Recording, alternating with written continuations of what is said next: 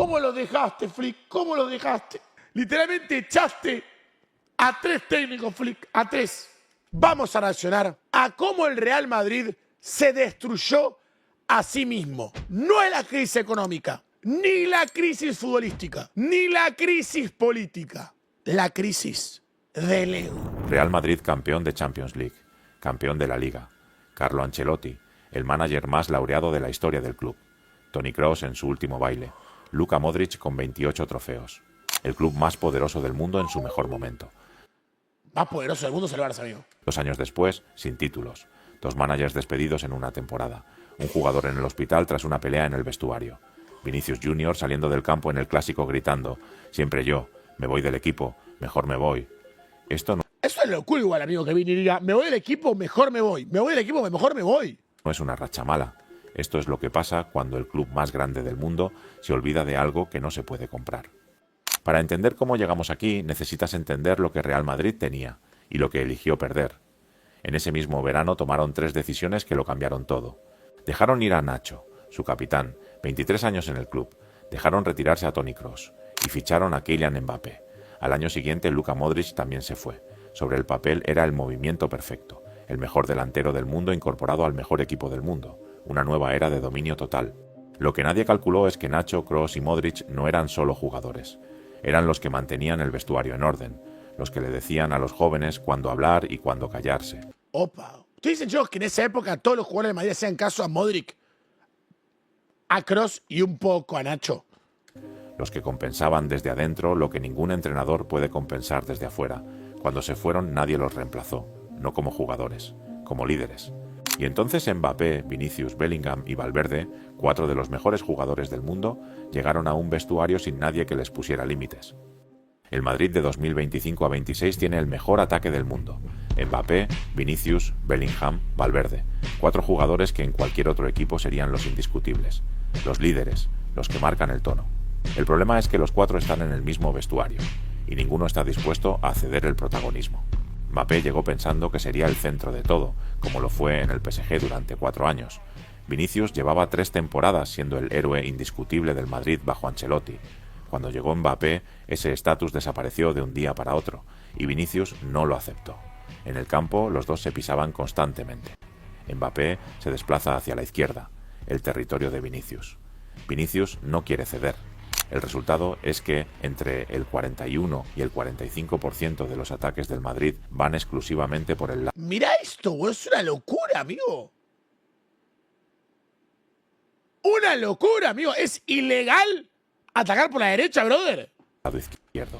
No por sistema táctico, sino porque los dos hacen lo que quieren sin coordinación. Bellingham llegó con 19 años como el futuro líder del vestuario.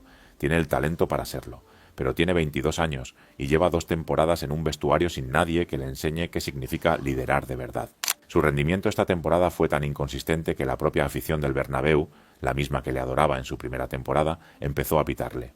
Formó parte del grupo de jugadores que rechazaban los métodos de Alonso junto con Vinicius y Valverde, y cuando el Madrid fue eliminado de Champions por el Bayern, en lugar de asumir responsabilidad colectiva, salió a la zona mixta a criticar al árbitro.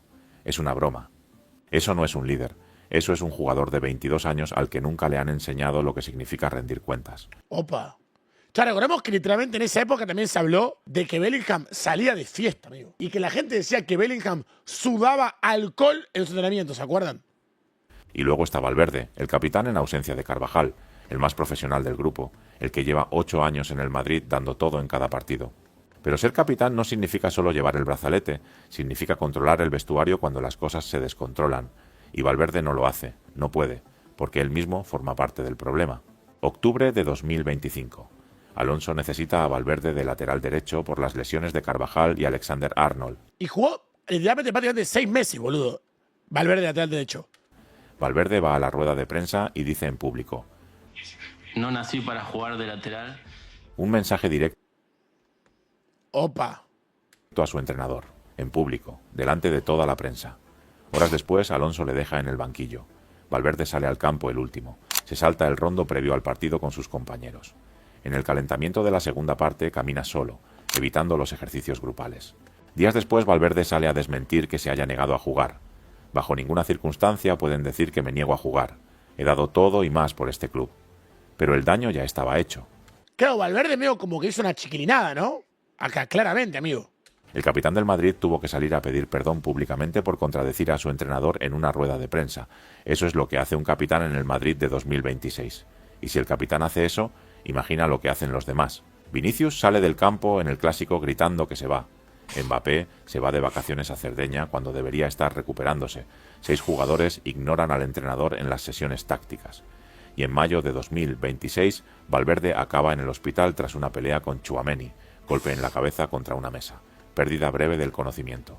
Una locura, boludo. Una locura esto. ¡Una locura esto! Los dos multados con 500.000 euros cada uno. Modric nunca permitió que esto ocurriera, no porque los egos no existieran, existían, sino porque había alguien que sabía exactamente cómo manejarlos desde adentro. Ese alguien ya no está.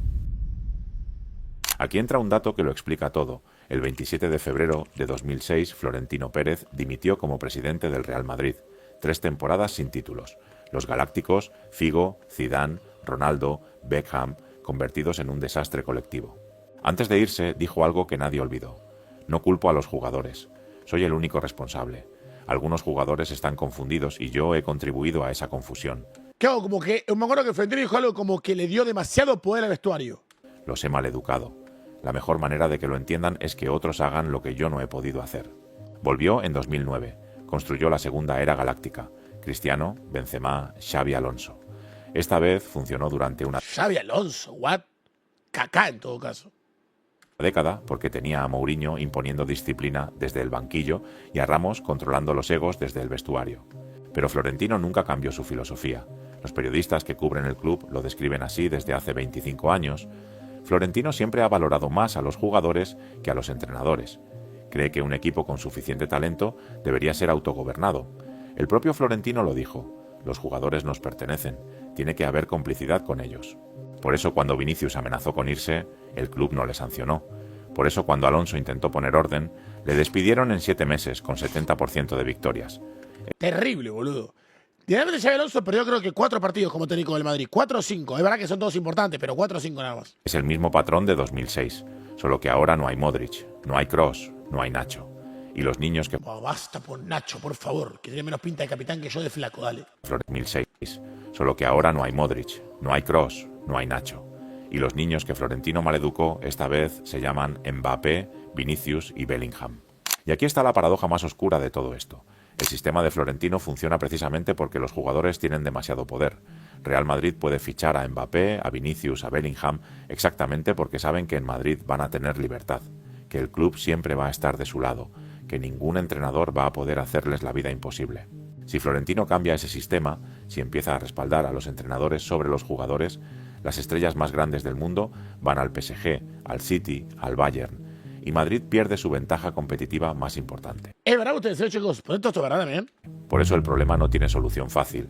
Xavi Alonso lo intentó, implementó presión alta, sesiones tácticas largas, disciplina colectiva.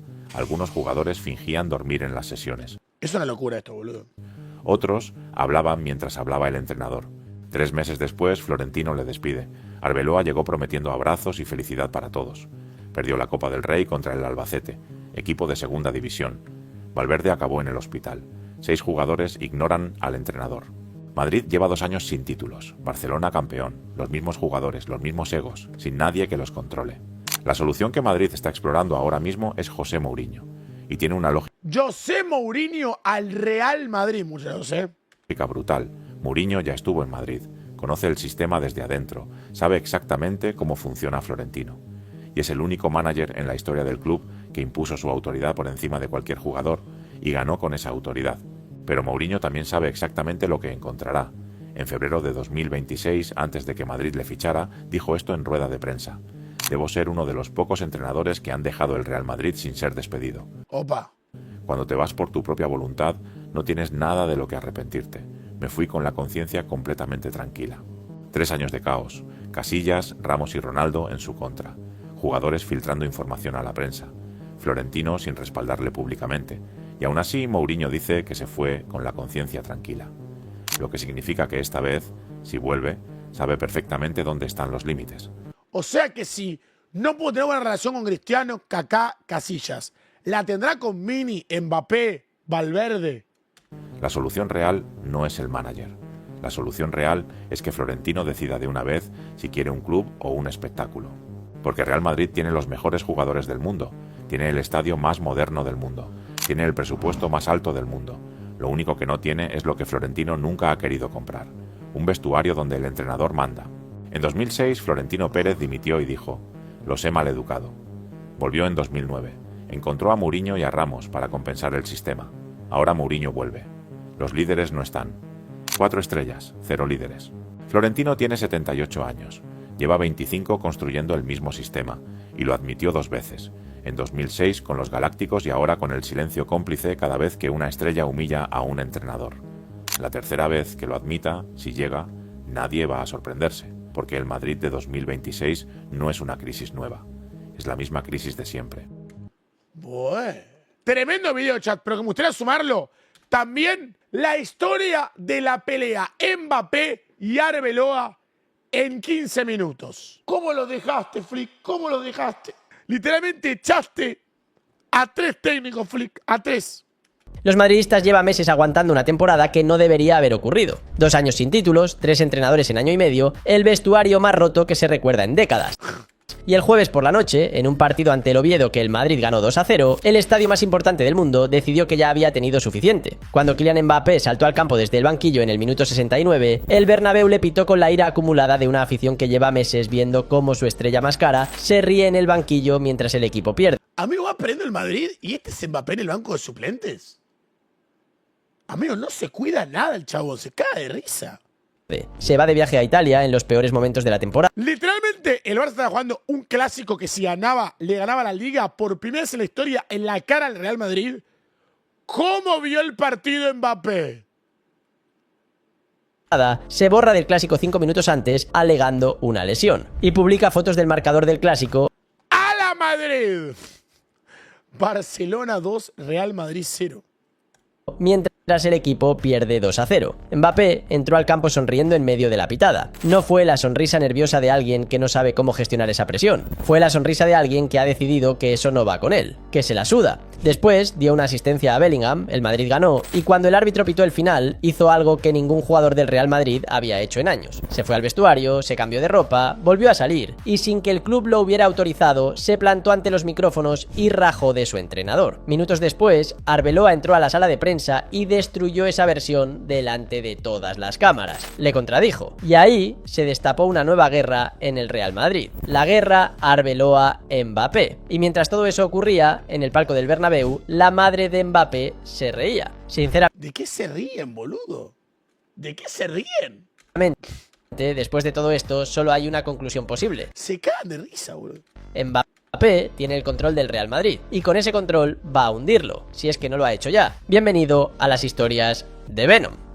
Para entender lo que ocurrió el jueves, hay que entender primero en qué punto llegó el Madrid a ese partido. No fue una noche aislada, fue la culminación de la semana más caótica de la historia reciente del club. El miércoles, Valverde salió ¿Qué pasó acá, chicos? de Valdebebas en silla de ruedas con la cabeza vendada después de que Tchouaméni le diera un puñetazo en el vestuario. El club confirmó que los 2 jugadores fueron multados con $589.000 cada uno, lo que convirtió aquella pelea en algo oficial, documentado y sancionado. El domingo, el clásico contra el Barcelona terminó 2-0 y con él se fue del título de Liga. El martes, Florentino compareció ante los medios en la rueda de prensa más surrealista que se recuerda, atacando a periodistas por nombre y apellido, anunciando que convocaba elecciones, diciéndole a la prensa que le tendrían que echar a tiros. El miércoles, tras el ridículo, Florentino hizo otra entrevista, esta vez con Pedrerol, para intentar arreglar un poco el desaguisado del día anterior. Y el jueves, con todo ese peso encima, el Madrid jugó ante el Oviedo, un equipo descendido en un partido sin nada en juego, y con Mbappé en el banquillo. Cuando entró en el minuto 69, el estadio ya no aguantó más. La pitada fue una de las más sonoras que se recuerdan en el Bernabéu hacia un jugador propio. Mbappé la recibió con una sonrisa, dio una asistencia a Bellingham y cuando terminó el partido hizo lo que nadie esperaba. Se cambió de ropa, volvió a la zona mixta y habló. Lo que dijo en los siguientes minutos es una de las comparecencias más explosivas que ha dado un jugador del Real Madrid en décadas. No porque dijera cosas especialmente agresivas, sino por el tono, por la calma, por la manera en que cada frase estaba calculada para decir exactamente lo que quería decir para hacer daño. Dijo que estaba al 100%, que no había jugado de inicio porque el míster le había dicho que para él era el cuarto delantero de la plantilla. A mí esto es un montón igual, ¿eh?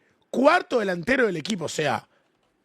Amigo, la soltada de mano que le metió Mbappé a Arbeloa suena locura, ¿eh? Por detrás de Mastantuono, Vinicius y ¿Cómo lo quemó, boludo? Gonzalo, que lo aceptaba, que tendría que trabajar para ganarse el puesto, que no tenía ningún problema con Arbeloa, que no veía las ruedas de prensa del míster porque en su casa tiene la televisión francesa. Eso es una locura, amigo. ¿Cómo no va a escuchar las conferencias de prensa de su entrenador? No, porque tengo la tele en francés. Pero, boludo, mirá en YouTube. O sea, la meada que le metió fue una locura. Que cuando fuera ahora a Italia tenía la autorización del club y que el periodista que le preguntó por sus vacaciones no sabía lo que había hecho allí. Que los pitos... Claro, literalmente un periodista le preguntó a Mbappé, ¿te fuiste de vacaciones? Y él dijo, ¿quién dijo que me fui de vacaciones? ¿Y qué fuiste a Italia, Mbappé? ¿A jugar en el Milan, boludo? ¿Sos pelotudo? ¿Sos jugador de Madrid, flaco? O sea, le respondió Mbappé, ¿quién dijo que me fui de vacaciones? ¿Y qué te fuiste, boludo? ¿A qué te fuiste a Italia, amigo? ¿A levantar mancuerna, flaco? eran normales para un jugador famoso como él, que nadie iba a morir esa noche, que Florentino era el mejor presidente de la historia del Madrid, que era muy feliz en el club y que no tenía ningún motivo para irse. Así, resumidamente, eso fue lo que dijo. Cada una de esas frases era una puñalada envuelta en educación. La de la televisión francesa diciéndole a Arbeloa que sus ruedas de prensa no existen para él. La de las vacaciones diciéndole al periodista que no tiene derecho a saber lo que hace en su tiempo libre. La de los pitos normalizando que el Bernabéu le pite como si fuera algo que le ocurre a cualquier jugador famoso. Mbappé normalizando los pitos.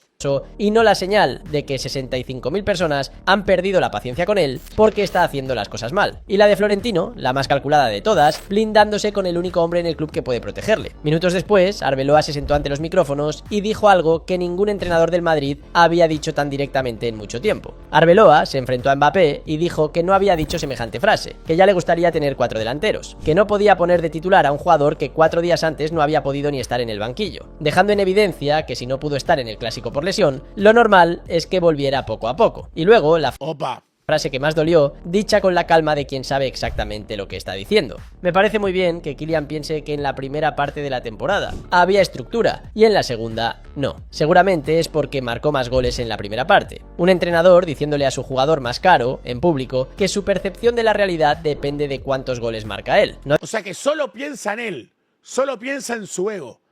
No piensa en el equipo, piensa en si hizo más goles él.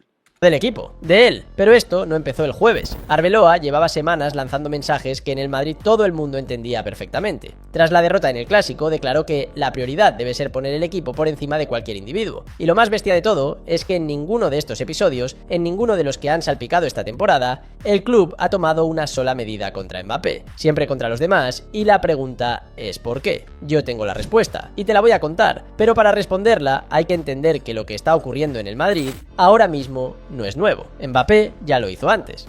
Por cierto, no olvides suscribirte y dejar un like en este vídeo. Es gratis para ti y a mí me ayudas un montón. Muy bien. La Cobra enseñó hace poco en un directo que está suscrito. La Cobra es un tipo listo. Sé como la Cobra. Bromas aparte y volviendo al tema de Mbappé. No, como bromas. ¿Cómo bromas? ¿Cómo bromas? Yo soy listo, amigo. ¿Cómo bromas? Hay un club en Europa. Mira vos, estas dos personas. Qué parecidos son Mbappé, ¿eh? Parecen los padres.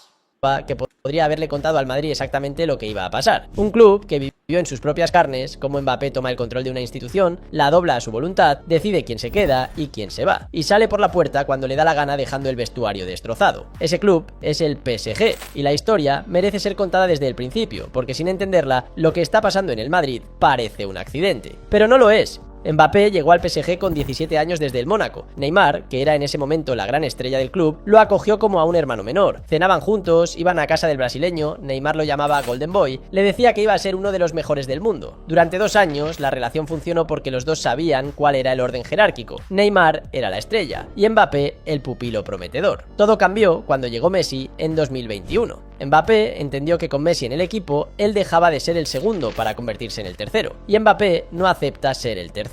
Lo que ocurrió después lo contó Neymar años más tarde en una entrevista con Romario, ya fuera del PSG, con la distancia de quien ya no tiene nada que perder. Era un chico que venía a mi casa, cenábamos juntos, todo cambió cuando llegó Messi. Creo que se puso celoso, no quería... ¿Se puso celoso Mbappé de Messi? ...compartirme con nadie. El conflicto explotó en público. No quería compartirme.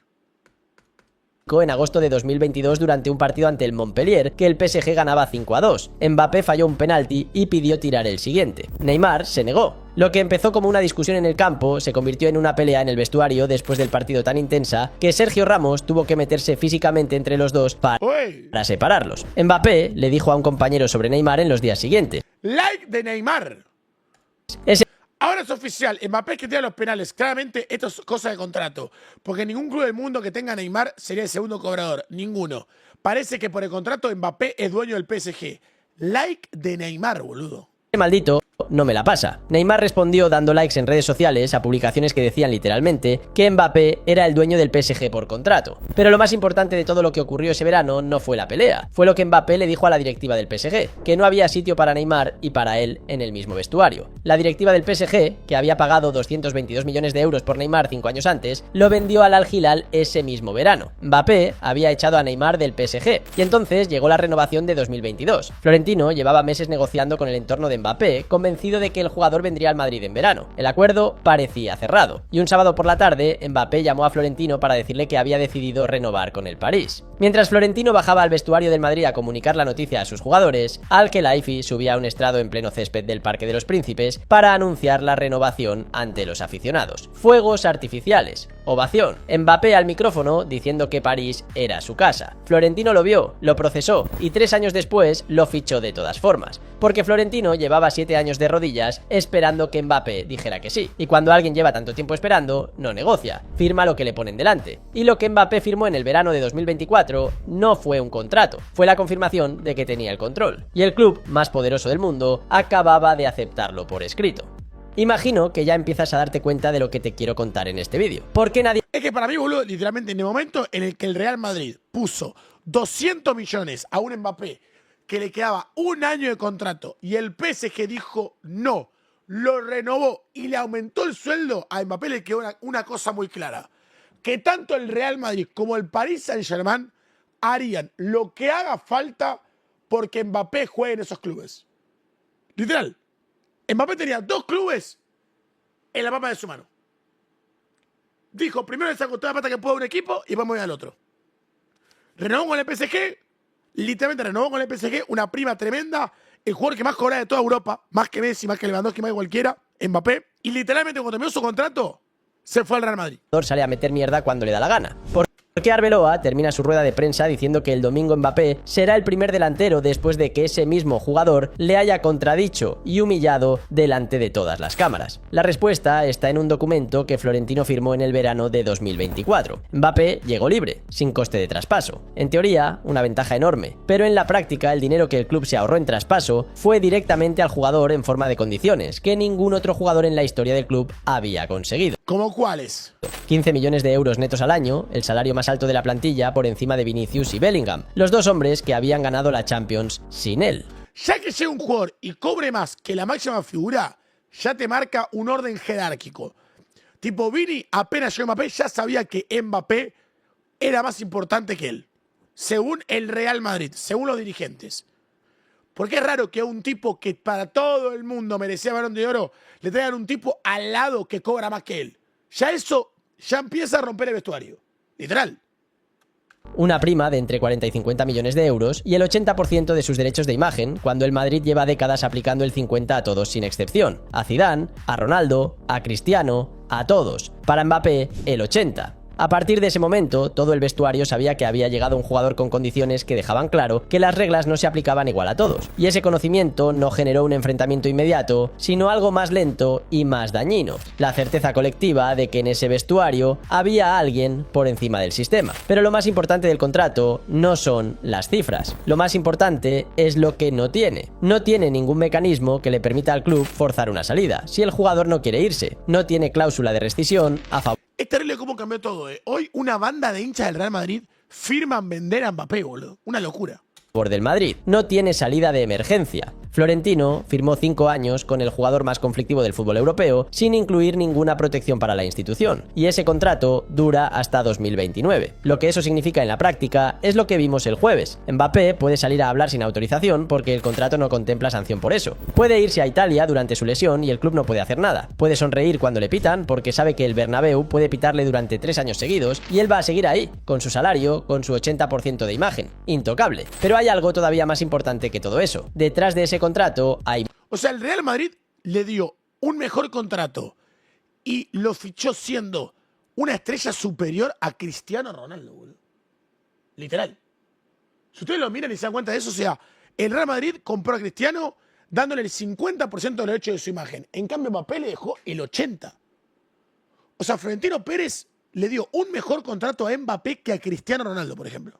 Marcas, hay patrocinadores, hay acuerdos comerciales que dependen de que Mbappé juegue y sea visible. Lo que significa... ¿Qué significa cobrar el 80% de la imagen? Básicamente, boludo, que todos los sponsors que tengan Mbappé, todo lo que genere de plata Mbappé, por obviamente ser jugador de Real Madrid y no ser jugador de Real Madrid, o sea, todo lo que envuelve la marca Mbappé, él se queda con el 80% y el Real Madrid con el 20%. Que Florentino tampoco puede permitirse que su jugador estrella, el fichaje del siglo, no esté en el campo. Sentarle no es solo una decisión deportiva, es una decisión económica que el club no puede permitirse. Así que, llegados a este punto, solo se me ocurren dos maneras de resolver esto. O echan a Mbappé, que no pueden, porque el contrato no lo permite. O alguien tiene suficiente autoridad para meterle en vereda y hacerle entender que en ese club las reglas se aplican a todos. Luis Enrique lo hizo con Dembélé en el PSG esta temporada, un jugador que llevaba años siendo un problema de actitud y que se convirtió en uno de los mejores extremos de Europa simplemente porque Luis Enrique fue más fuerte que él desde el primer día. Pero Luis Enrique podía amenazar con no contar con Dembélé, podía sentarle, podía hacerle sentir que su sitio dependía de su actitud. En el Madrid eso no es posible, ni siquiera con Mourinho. No, que la cabeza de que la EFI cambió 100%. Tipo, un día dijo, para mí, y lo digo en serio, el día en que Mbappé fue a Nasser Al-Khelaifi, presidente del PSG, le dijo, yo me voy. Ya firmé con el Real Madrid. Para mí, viste como el meme de algo cambió dentro del Otso. Para mí, algo se rompió dentro del presidente del PSG tan grande que dijo, nunca más, loco. Y te explico, tío, dependía de su actitud. En el Madrid eso no es posible, ni siquiera con Mourinho, y te explico por qué. Pero antes, deja que te recuerde que acabo de abrir un nuevo canal que para mí, boludo, igual fuera de joda lo de Mourinho, hay que ver cómo va, boludo. Se llama Los Negocios de Venom, donde analizo cómo ganan dinero a algunas personas famosas. Por ejemplo, en mi último video explico cómo ha hecho su fortuna Pedro Sánchez, el presidente de España. Te dejo el video en el comentario fijado. Pero no nos desviemos, te cuento por qué Mourinho no podrá poner en vereda a Mbappé de ninguna de las maneras. ¿Por qué Mou no va a poder manejar a Mbappé? A ver. Mourinho llega al Madrid con plenos poderes, el hombre que ganó la Champions con el Porto, el triplete con el Inter, la Liga de los 100 puntos con el Madrid, y la narrativa que el madridismo se está contando ahora mismo es que Mourinho va a entrar a ese vestuario y va a poner a cada uno en su sitio. Pero hay algo fundamental que esa narrativa no tiene en cuenta. Mourinho nunca ha necesitado que nadie le diera poder, él era el poder. En todos los clubes donde ha estado, la autoridad era suya y solo suya. Las estrellas más grandes del mundo le temían porque todos sabían que si Mourinho decidía que no jugabas, no jugabas. Esa era su arma, la certeza de que él mandaba más que cualquier nombre en una camiseta. En el Madrid de 2026 esa arma no existe, porque si Mourinho construye el equipo alrededor de Mbappé, que es lo único que puede hacer dado el contrato y los acuerdos comerciales, le estará dando a Mbappé exactamente lo que Mbappé lleva toda su carrera buscando, un sistema que gira alrededor de él. Y los jugadores que se queden lo verán. Verán que el nuevo entrenador, el más temido del mundo, también acabó organizando todo para hacer lo que Mbappé quería. Y si Mourinho intenta plantarle cara, Mbappé no necesita ganarse el liderazgo en el campo. Ya lo tiene en los despachos, ya lo tiene en el contrato, ya lo tiene en las ruedas de prensa donde sale sin autorización a contar su versión. Claro, pero ahí Florentino va a tener que decidir. Tipo, si un día Mbappé llega tarde y Mourinho lo deja en el banco, para mí Florentino lo que tiene que decir es, ok, Mou, me parece bien. Porque si decide dando todo a Mbappé, boludo. Y el club no puede hacer nada. Mbappé llegará a esa colisión habiendo visto que Arbeloa le desmintió en público y aún así terminó diciendo que el domingo sería el primer delantero, habiendo visto que el Bernabéu entero puede pitarle y él puede seguir sonriendo, habiendo visto que el club nunca actúa contra él. Mourinho se va a encontrar por primera vez en su carrera con alguien a quien no puede mover. Y eso, no sé cómo lo va a gestionar. Y luego encima tenemos a la madre de Mbappé, que ya le hice un vídeo en este canal. Pero es que hay una imagen del jueves por la noche que es alucinante, Faiza Lamari en el palco del Bernabéu, riéndose mientras el estadio pita a su hijo. No es una madre nerviosa que intenta disimular, no es alguien que no entiende lo que está pasando. Amigo, Silva al hijo se está cagando de risa. Es Es una mujer que entiende perfectamente lo que está pasando y que sabe que no hay nada de lo que preocuparse. Faiza Lamari no es solo la madre de Mbappé, es la arquitecta de su carrera. Cada contrato que Mbappé ha firmado en su vida ha pasado por ella. La renovación del PSG en 2022, las negociaciones con el Madrid durante años, el contrato blindado de 2024. Faiza estuvo en cada mesa, en cada conversación. Cuando Mbappé llegó al Madrid con el 80% de los derechos de imagen y una prima de 50 millones, eso no fue una casualidad. Fue el resultado de años de estrategia construida por una mujer que entiende el poder mejor que cualquier directivo del fútbol europeo. Y anoche, en el palco, Faiza Lamari veía el resultado de ese trabajo. Su hijo, pitado Amigo, full magnate. La mamá de Mbappé, boludo. por Tiene un plan. 65.000 personas y se reía, porque sabe algo que el madridismo todavía no ha terminado de aceptar, que todo eso da igual, que su hijo tiene un contrato hasta 2029 que ningún pito y ninguna rueda de prensa puede romper, que son ricos gracias al Madrid y que el Madrid no puede hacer absolutamente nada al respecto. Suena fuerte, pero es que su madre es un demonio. Y si Bueno, quieres saber por qué, señores, un poco hemos visto, ¿eh? De aquí si el Real Madrid, tema de egos, ¿qué está pasando? Amigo, la verdad, tremendo, boludo, tremendo. Tremendo video, tremendo 2 videos que vimos para entender la crisis y el ego del Real Madrid y la pelea Mbappé-Arbeloa. Toda la misma mano, chicos. Veremos qué va a pasar. ¿Llegará Mourinho para poder acomodar el escándalo que hoy en día es el Real Madrid? El tiempo lo dirá, muchachos. El tiempo lo dirá.